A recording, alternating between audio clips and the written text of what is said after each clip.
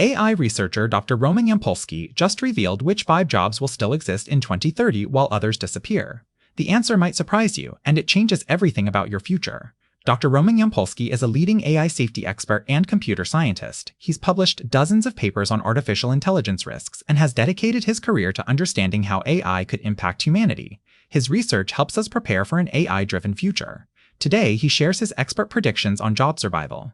According to Dr. Yampolskiy, jobs requiring uniquely human skills will survive. These include creative work, complex problem-solving, emotional intelligence, and roles involving ethical decision-making. Jobs requiring physical dexterity and essentially, AI struggles with tasks needing true human judgment and adaptability. Routine, predictable tasks are automation's target.